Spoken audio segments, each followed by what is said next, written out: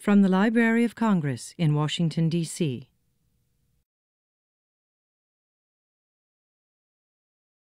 I have the pleasure of introducing Donna Britt, who I first met. I guess I should first say, of course, that I'm Kevin Merida, the national editor of the Washington Post, and we're proud sponsors of this festival for many years, so thank you.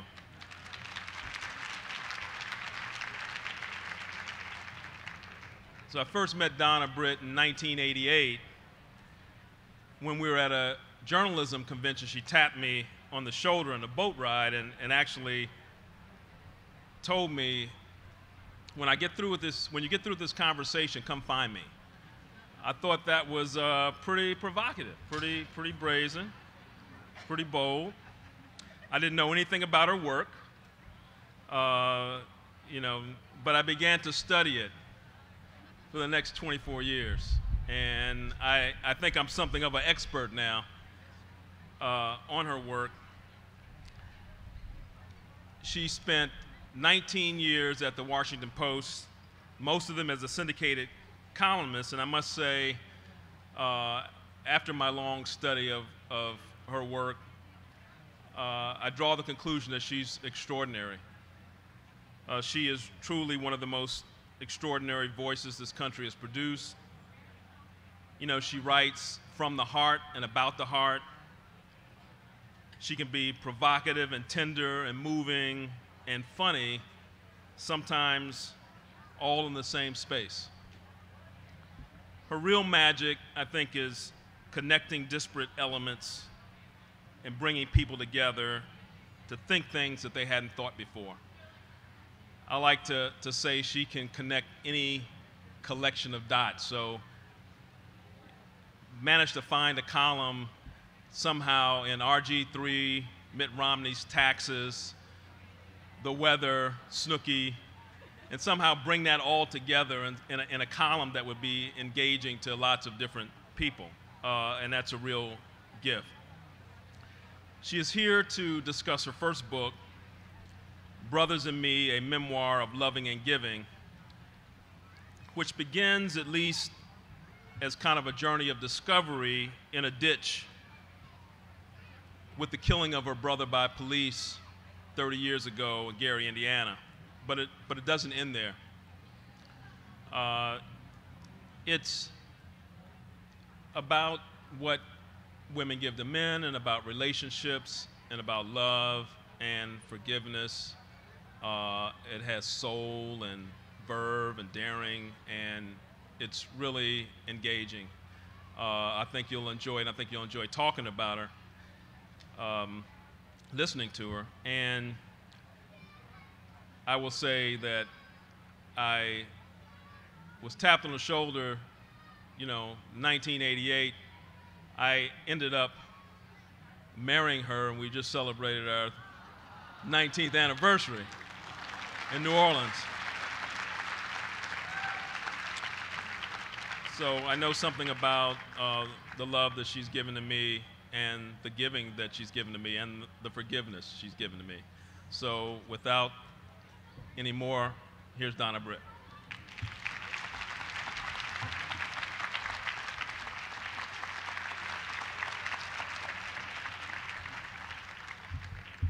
That had to be good, right? My. That's a little too emotional a way to start, so I'm going to bring it down. Welcome. I've never really been to this book fest before, and I've done lots of book festivals, and they're usually in a smaller tent, very intimate. And this is overwhelming, but it's so exciting to see so many people who love books.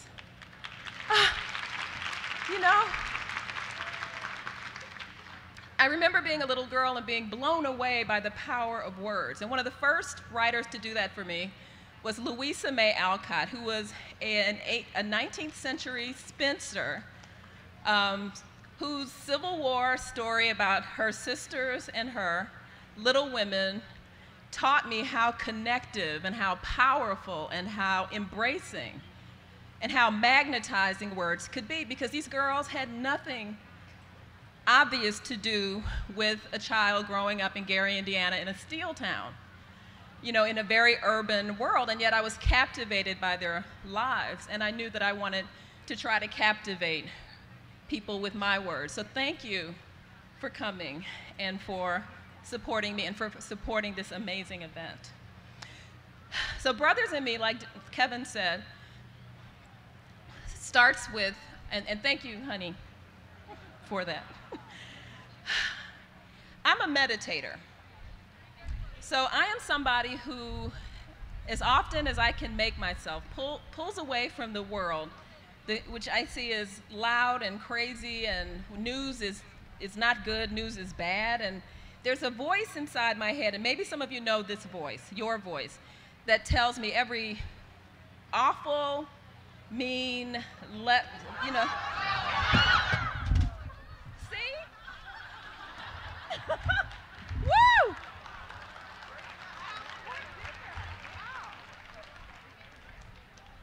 See, but the voice didn't warn me about that. Wow. So I have strong men holding it up, right? So I can keep going. You got it? We have it now. Okay, I'm gonna keep going. So, thank you. So I meditate to still the voice that we all have that tells us, it shuts us down and tells us everything that we don't like about ourselves. And in meditation, I sink to a quiet, safe place where I feel very connected to God and very good about myself. And so I was doing this, and I'm a mother of three young sons, and my middle son, Darrell, had asked me to run an errand for him at the very last minute. And Darrell's the son that challenges me. You know, my first son was perfect. He was so amazing that that I really looked at other mothers and who were struggling with their sons, and I felt like, wow, you obviously aren't as good at this as I am. And then I had Darrell. And so Darrell had asked me at the very last minute to do something for him. And as a mom who loves her son, I said, of course. And so even as I sunk into this safe, sweet place, a voice penetrated that stillness, and the voice said, if you don't do what he asked you to do, he will die. And I was so shocked by that my eyes flew open and my head went back, and I said out loud, what? And I realized that I was not thinking about my son, Darrell. I was thinking about my brother. Darrell, I was in graduate school when my brother Darrell was killed in Gary, Indiana. And he was, and I don't know how many of you have a sibling that you're really connected to, but he was my favorite, and he was 3 years older than me, and so his friends could flirt with me safely, and I could get crushes on them, but nothing could happen. And he was handsome, and he was smart, and he was so funny, and he looked like Bill Cosby back when he was on I Spy. This was a perfect human being. And that he loved me suggested that someday another wonderful man might love me. And so he was irreplaceable. And I was in graduate school talking to my mother when we got a phone call that said it's from the coroner's office. That's never good news. And I learned that Darrell had been killed by police.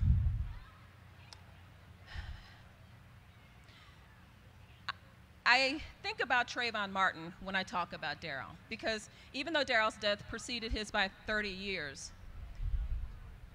countless young men, most of them of color, but not all of them, have been disappeared by authority figures or those who perceive themselves to be authority figures, and nobody knows.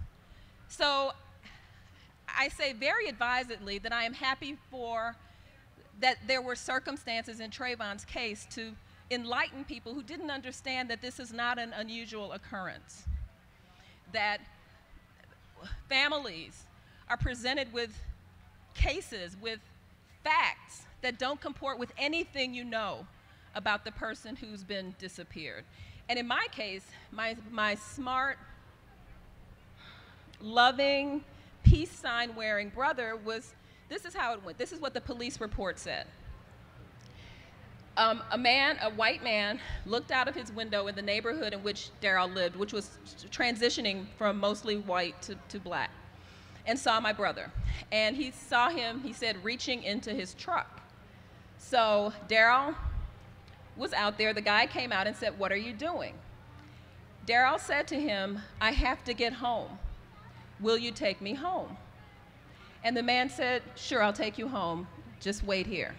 He went into the house, called the police, and said, "I'm holding a guy who tried to steal my truck. Can you come and help me out?" So the police are coming into this situation with an expectation. What they said they found was, across the street in a ditch, my brother, armed with a brick, a length of chain, and a plastic baseball bat. I don't even know how you hold all those things, but that's what they said he was armed with. And they said he had an aluminum cooking pot on his head, and that he attacked them and that they had to kill him. And so I'm coming home to this.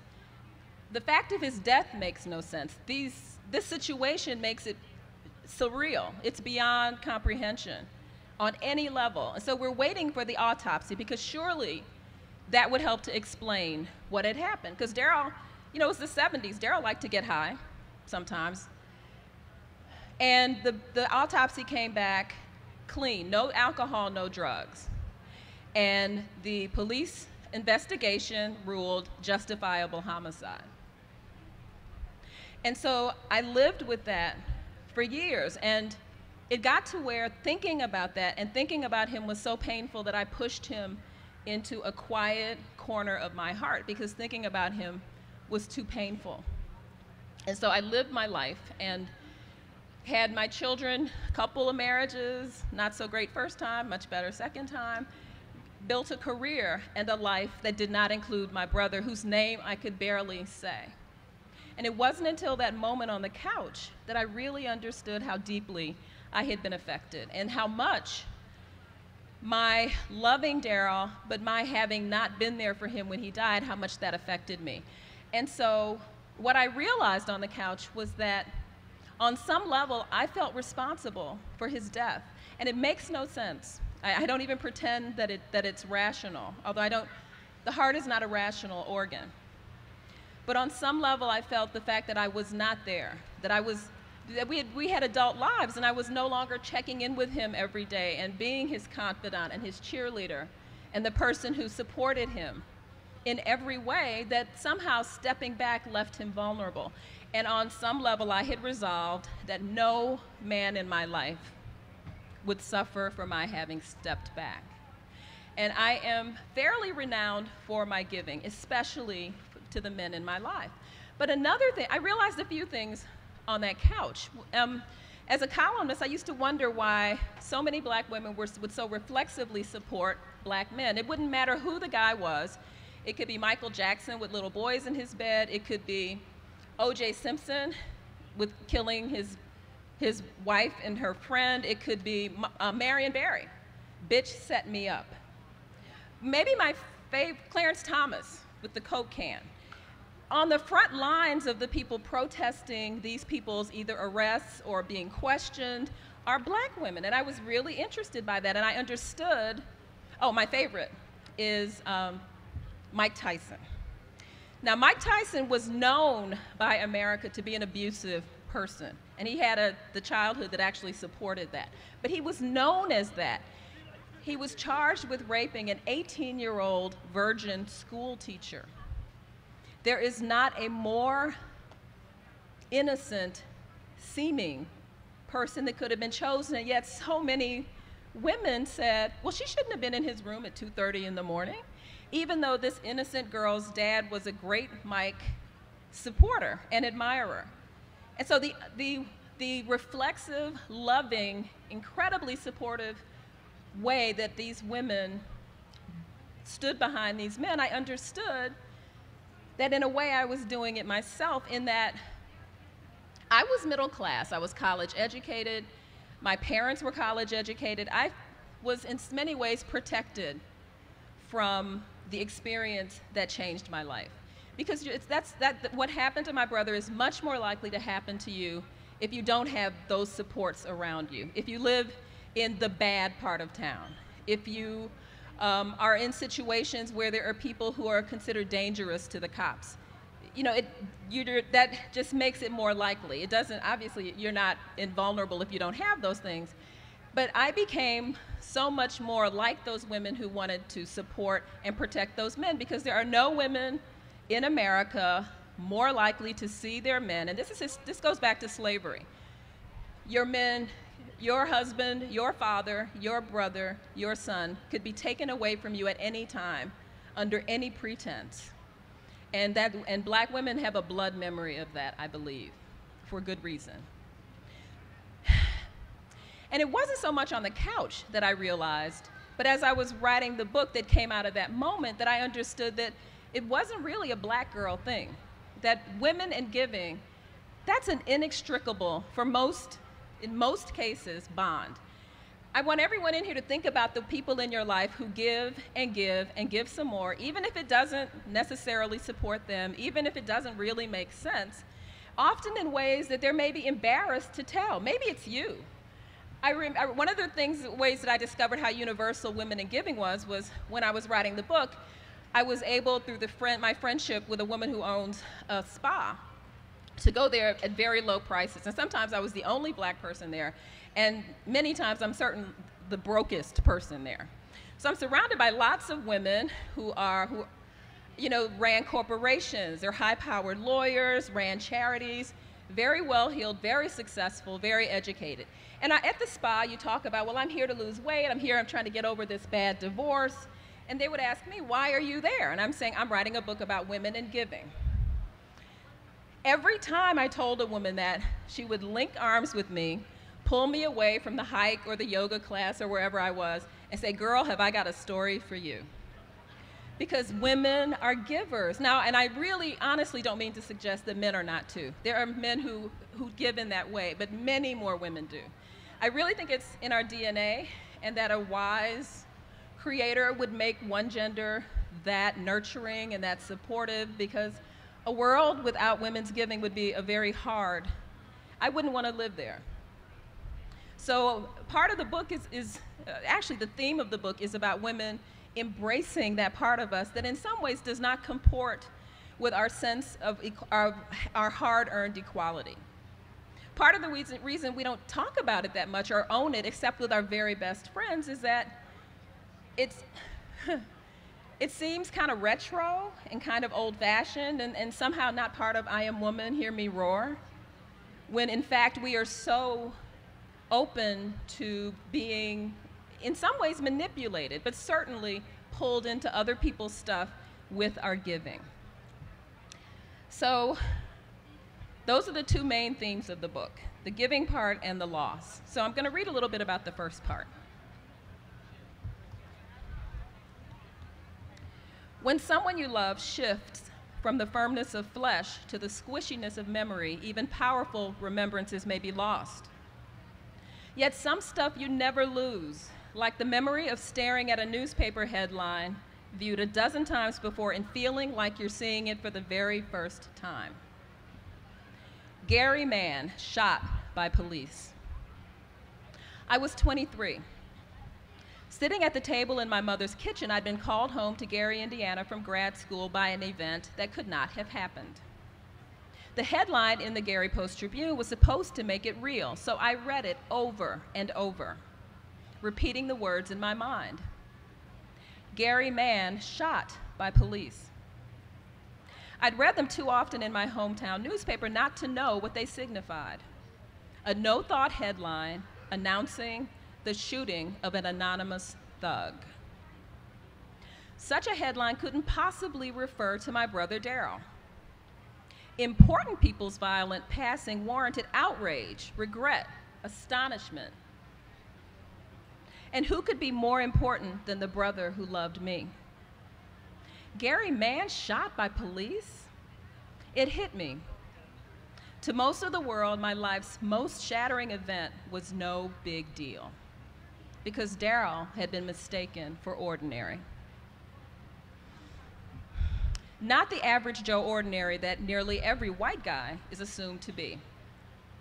Even in Gary, the former murder capital of the United States, the shooting of the most undistinguished white man usually warranted more than a newsprint shrug. But Darrell was black ordinary, which meant his life didn't matter much.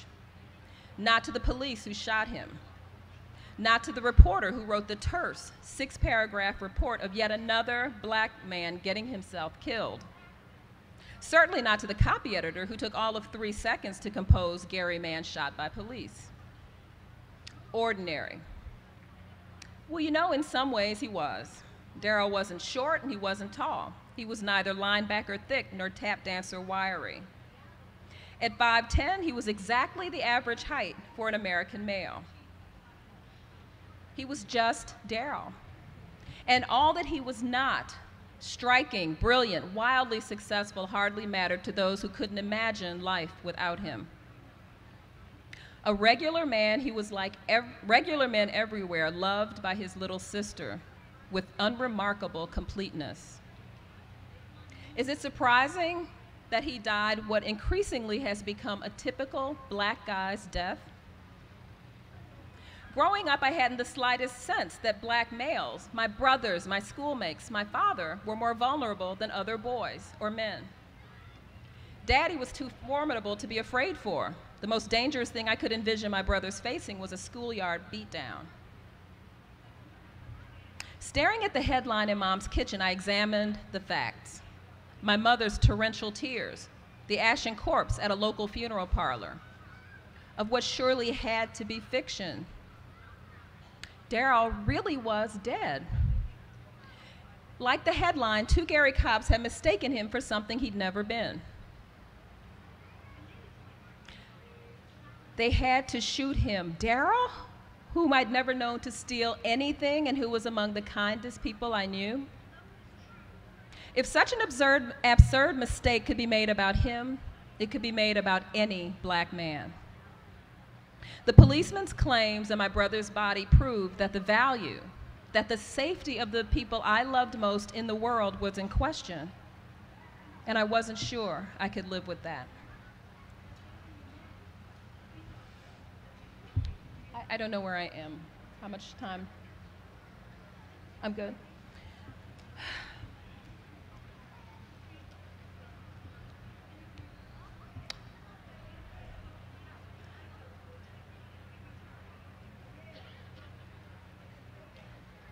So I'm going to deal a little bit with the woman part and read a different part. And it's this piece of my book was excerpted in the Washington Post. And one of the things that happens to women who give and give and give is that at some point they notice that they're not getting as much back. And at that point, sometimes we get a little angry, a little resentful, pissed off, and we wonder, why is that? Why is it that I'm giving so much and I'm not getting as much back? And having grown up around men, after having 3 brothers, I had 3 sons. I really knew I was gonna have daughters, and the 3rd time, when I did the amnio and I had a new husband, he loved me. I knew he was going to give me this thing I wanted so much. And they said, do you want to know the sex? And I said, yes. And they said, it's a boy. And I said, shit. And I was so embarrassed because and he's such a wonderful 16-year-old, but that's what I felt, because I thought finally I would get someone who, we could do the clothes thing, the shopping thing, the girl thing, and it didn't happen. So I'm surrounded by guys, and so I know a lot about the ways women give that men just naturally don't. 15? And so I'm going to read you a little bit about the death look. This is what happens when women discover this. The death look is a look that women get on their face, and it starts out, I was having lunch with a friend. She's a media personality who's preferred that I used her middle name.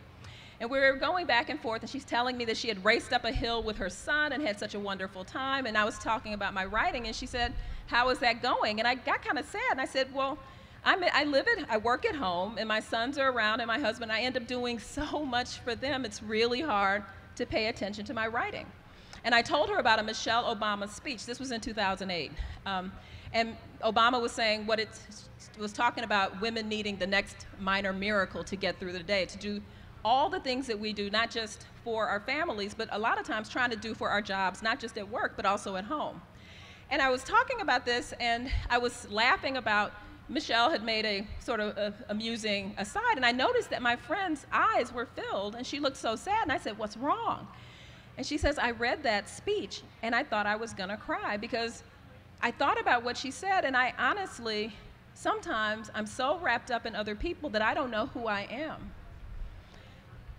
And she said that what's happened is that women who fought so hard to be equal and to be taken seriously in their work lives often get that at work, but at home, suddenly they become different. They become more beholden. They become burdened. And in her case, she felt overwhelmed by it to the point where this split was making her go crazy. And we were saying, well, why do we let this happen? And then we talked about anger, because I saw her face go from happy talking about her son to sad and then to angry. So we talked about this.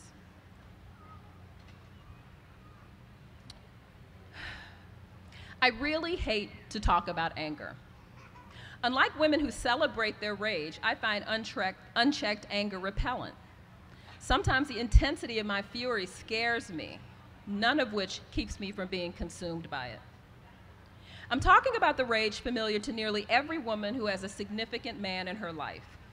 The acrimony she feels when he displays the stubbornness, contempt, or willful blindness toward women that can infect the most enlightened of men. Women's anger often appears out of thin air. I can't count the times my husband has blurted, "Why are you so hostile?" during seemingly innocuous arguments in which my face and voice morphed into a slasher flick villains. There's nothing pretty about this kind of rage, so many of us bury it until it explodes when we least expect it. Some measure of the outrage we spew at our loved ones is actually directed at ourselves.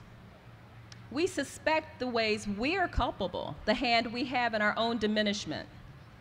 Unable to stop ourselves, we wonder why it's possible for us to notice the slightest moan or grimace or sigh from our family members while they remain blind to our flailing, which only makes us madder.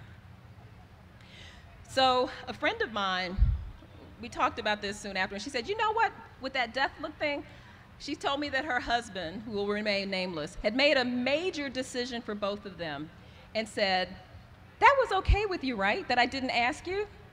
And the look that she got, he actually pulled back and said, "Why are you looking at me like that?" He said, "You look like you want to kill me." And the answer was obvious. She wanted to kill him. Not really. She didn't want her husband dead any more than I've wanted to disappear my husband, my sons, my brothers, or the male friends at whom I've shot the death look. What we long to obliterate is the impulse that makes them ignore, dismiss, snap at, or go back on their words to us. Other weapons in women's anger arsenal? You can raise your hand when you see yours, right? Sarcasm, slammed doors, withheld affection or sex, that's a biggie. Brooding silences, and rarely physical violence. Because the intensity of these responses is so often out of proportion to the actions that inspire them, I'm convinced women's fury can be traced to the centuries of oppression we've endured. From the beginning of time, men have terrified men through our sexual power over them, our ability to bear life, our connectedness to everything. Fear inspired them to deny our brilliance, burn us at the stake, bar us from pulpits, and prohibit us from voting, and otherwise disempower half of humankind. Yet most women still want men in our lives. My brothers softened me up toward guys long before I could develop defenses. That's what families do. Drop incomprehensible, inexplicable people into our lives, show us their worst, and make us love them anyway. So, thank you. Okay. So I have 10 minutes, and I wondered if anybody had questions. They advised that I could ask that, so please.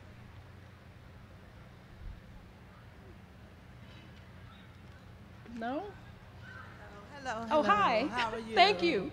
Great.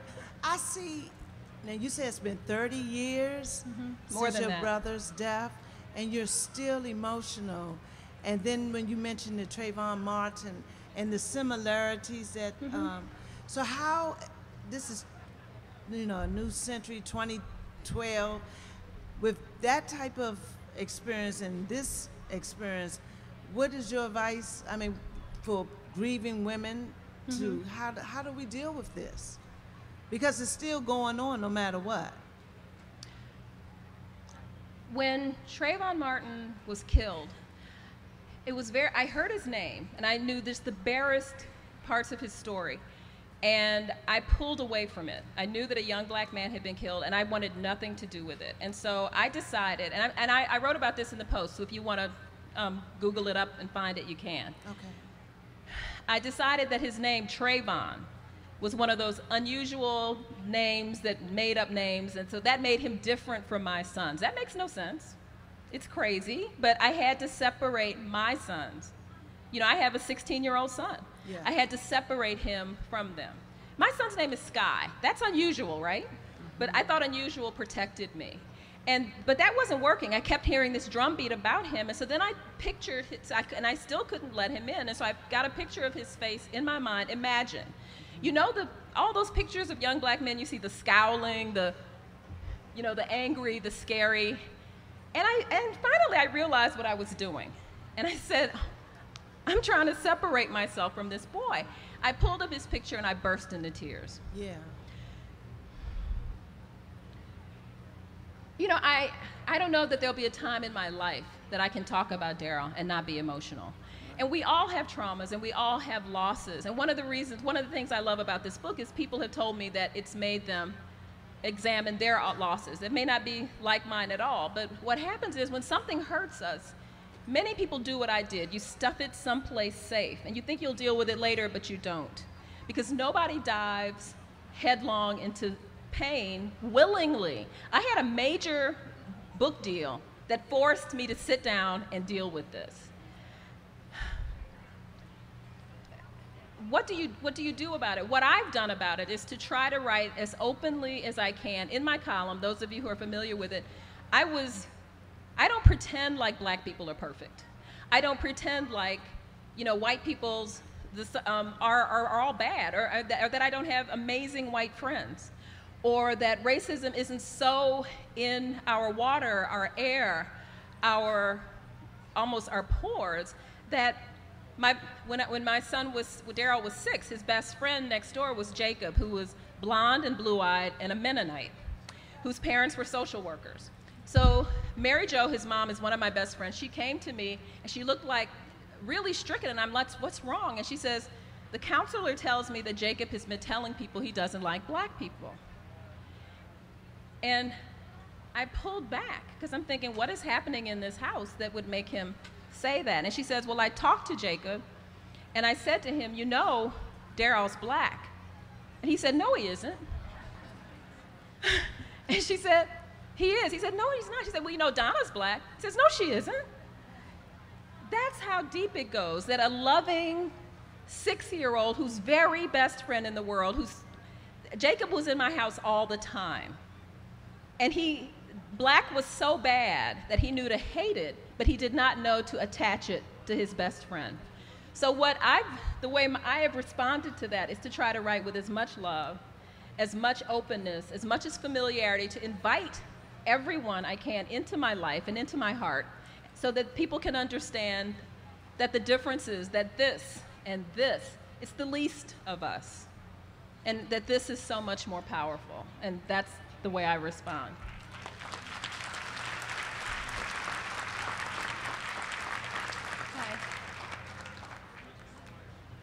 coming today, and most of all, thank you for mentioning how wonderful us firstborns are. I am raising a wonderful 13-year-old daughter. The only opportunity I have to give back to female empowerment in the world right now. And I want to, because she comes to me, she says, Daddy, I need to know why women are treated differently. And I need to know how it's going to be different for me in the future. And I hear you talk about giving and how powerful it is for women. Although society doesn't necessarily share that view, I want to inspire and I want to empower my young daughter to go forward, be who she is, continue to give, continue to love, continue to share, no matter what. What do you think I should tell her? Tell her that this is an amazing world, and that there's so much love, and for her to honor everything that makes her a girl, everything that is tender and that is beautiful and that is strong and that is feisty, because we're all different. All women are not alike. All men are not alike. And I think self-love is the biggest, most difficult thing any of us can do. And teach her how important it is to love herself. And then loving other people gets easier, and loving them in a way that supports you gets easier. Hi. Hi. First, I'd like to say I've appreciated your column since I've gotten into the DC area. You can tell them you want me back. Yeah. Yeah. Well, I want a lot of you guys back who will let go, but at first, a statement that in conjunction with the question. Sure. What you said earlier, after Trayvon Martin, I was listening to a satellite station with a discussion, and it brought up the mind that as I was growing up, we had a statement that says 25 to life, meaning if I got to 25 without a kid, without being in jail and not being dead, right, that I could finally start living. Right. And that was my generation's toe going into the 90s. And so a lot of us on that day, on the many days after, had discussions. You heard a lot of grown men who reflect on what their moms and dads told them. And so that led to a further discussion that the question I'm bringing up is that me and my wife have always had a discussion. A person named Mark Thompson, who had been on this radio in this area for years, said the idea of a black family, there has been no black family other than more recently. And he said, and so my wife and I have been talking about the fact that women have always towed the line since slavery in this country for especially black families, because at that time, even up until during this, in the 1900s and 50s, a lot of men were still not present. Black men were not as present in the household. So could you comment on that, considering the excerpts of your book and so forth, the many columns I've read about that? You know, I feel so blessed to have, when I divorced my first husband, I was so concerned about being that single black woman, which is so common, and raising my boys on my own. And it's a very common occurrence for our community. And I don't have any easy solutions. And in my book, I talk about how my son, named after Darrell, for a little while, even though he came from a two-parent family household, even though he had every opportunity to learn the right lessons, for a little bit of time was stealing when he was in college. And when he finally told us this, and I was devastated, because he was actually doing something that could put him in the danger so police could legitimately do to him what I feel was illegitimately done to my brother. When I asked him why, he said, because I felt worthless. You know, I felt like I didn't matter. And if I had gone to jail or I had gotten shot, it wouldn't have mattered. And it's sort of like the thing I talked about with the 6-year-old thing. I remember there's a column I wrote after Obama's election. Darrell, who was the toughest kid, burst into tears in front of the TV and had to run out of the house. It was so inconceivable to him and so moving to him that enough people could embrace this black man who looked like a black man and with his dark-skinned wife. And I don't think people understand how deep racism has been absorbed into our bones. It's not just white people looking at us as if we're inferiors. It's us having absorbed that madness and what it takes to get rid of that. So I would just ask you to read the book. Thank you. Yes. Hi. Hey, really appreciate all the comments you made. I'm curious as you speak very eloquently about how the consequences of society and the structures bear very heavily on women. So, you know, like as a young man, what am I supposed to do in response to that? And just thinking in terms of, you know, I have moms, sisters, aunts, my dad's around too, but just thinking like, how do you be a conscious and like any like. Are you single? Because I know some people. No, I have my lovely girlfriend's back there. Sorry. I love her dearly. Wait, baby. There you Oops. go. Oops. Okay. No, but I'm just curious, like in terms of, because we're all blind to where, but you know, what are some things that you think generally men can be conscientious of the ways that we are blind? It's gonna sound so tacky for me to say get the book, but what I love about it is whenever I go to signings, men tell me that it has so bumped up their awareness. Mm-hmm. I'm a yoga teacher. Mm-hmm. Awareness is everything. We move through our lives half seeing, half hearing, half feeling. Mm-hmm. And anything that makes you more aware of what she gives and what she does is going to be good for you both. Mm-hmm. And I'm over time, I promised I wouldn't do that, but God bless you, thank you. I'm going to be signing books wherever they are, so thanks so much.